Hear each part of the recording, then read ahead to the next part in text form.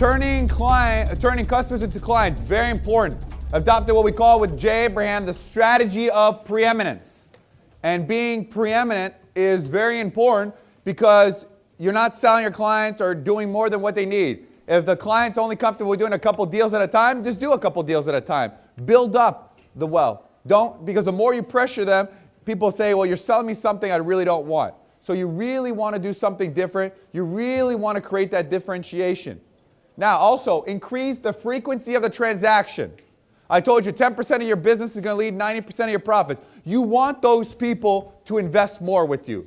You want those people to do more with you. You want them to go out there and invest more with you, buy more of your product, send you more deals. That's something very, very important in today's market economy. You also want to reevaluate and reposition the business model. Every 3 to 6 months, I take a look at my business model and I reposition it. Because what works now may not work later. So you want to reposition what you're doing. You want to take a look at different ways. And you also want to anticipate that what you're doing now may not work later. So you want to be on the cutting edge of what you're doing. You want to go out there and really push it as far and hard as you can. One of the things also that's really working now, it's a shame that there's missing like 150 people, but one of the secrets in today's market economy is to white label your system. You have a short sale business, go to a realtor and say, listen, we'll do all the work in the back end, but you use it as your brand. White labeling, that way people get to save on their ego, right? That they're still doing the transaction, but they don't have to do any of the work. White labeling is very important in today's marketplace. So can you do something and white label your services? Right?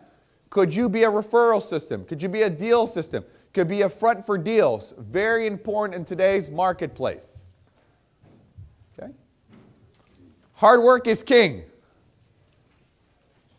What's king? Hard work. Cash. I've never heard anybody say, you know what, hard work is king. Cash is king. People always go to people with money and say, well, I'm going to do all the work.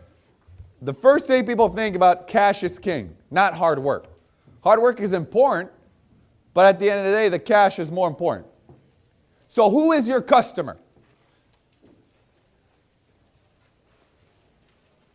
And you take a look at your system, your realtors, your lawyers, your accountants, your clients, all that. Are they an advocate? Are they a member? Are they an ambassador? Are they a client? Are they a buyer? Are they a prospect? Are they a fan? Or are they Polly? I mean, know-it-all. I love you still. Advantage Foxx. Polly's not a know-it-all. Okay? So, believe it or not, when we take a look at our clientele, we always take a look at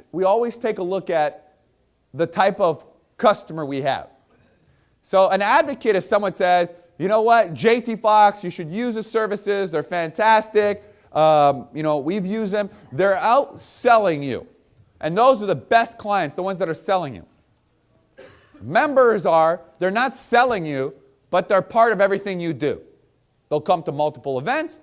They never tell anybody because they're embarrassed that other people think, or they're just not the type of people to talk about that. But they are members. They're loyal. Right? So the members become a loyal base.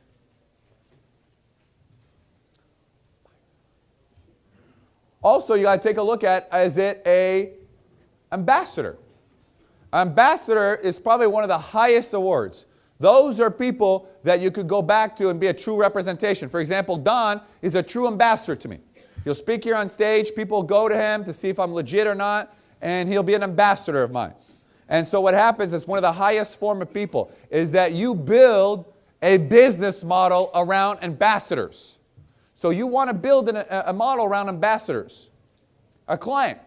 A client is just someone who buys multiple times. Not all your clients are advocates or member, but they buy multiple times. You have built up some level of loyalty. Then you have a buyer. That person knows what they want to buy what you have or invest what you have, and they're not really looking for the relationship, they just want to buy.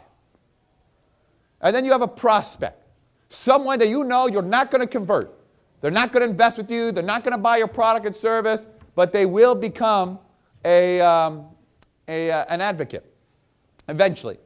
So you can deem this a prospect. Then you can take a look at, are they a fan? Now the thing with fans is that they're great, but they don't buy. Oh, they're great, they're this, they're that, but they don't have the money to buy your products and service, or they don't have the money to invest with you. And then you have the know-it-alls. People come in and they know everything about everything. And those are the worst to deal with. A lot of times, a lot of people, they've become successful, and they think because they're successful, it gives them a card to go out there to say, hey, I'm better than everybody else. Well, that could not be further from the truth. So the question is, whether it's a partner, whether it's a buyer or someone who's in your funnel, we actually, what if I told you that every single one of our clients in our database, they're given a tag. I could look in the room and I know whether you're an ambassador, a client, a member, an advocate, based on the relationship. We know our partners, we know our clients very, very well. And also, every single one of these, one of our keys to success is we have a separate marketing campaign for each one of those. We have a strategic marketing campaign for prospects. Right? A fan. If we know, we type in fan, right, in our systems, come up with lists of thousands of people, and then we'll say, here's a free gift. Thank you for your loyalty, for being fans of JT Foxx. Different campaign. Nothing makes a fan more happy than free stuff. They're the people who show up 4 hours before a ball game so they can get a little bobblehead or a t-shirt. That's a fan. Those are the people that will take the pen wherever. Okay? For members, right? That's a different campaign. When you do marketing for members, you talk about, hey, you're part of the family. We acknowledge that you're a member. People like belonging to something. The sense of belonging is very important. Then we have a special marketing for clients, right? So when you have client, whether you have a product or investor, we give out special deals just for clients. And then when I say, dear valued client, we are giving you a promotion just because you're a valued client. We don't do this for all our other customers. We value as clients. So the more differentiation you create between each of the classes, the more people will feel special. The more exclusive you can be. The more of a USP you will have. A buyer is a buyer. 10% of your buyers are going to bring in 90% of your business. And then you could also have, and the know-it-alls, there's nothing you could do. We've actually stopped. I got some people, and clearly, for example, they would benefit from coaching. But they think because they've made $1 million that they know it all. You know how you make $10 million?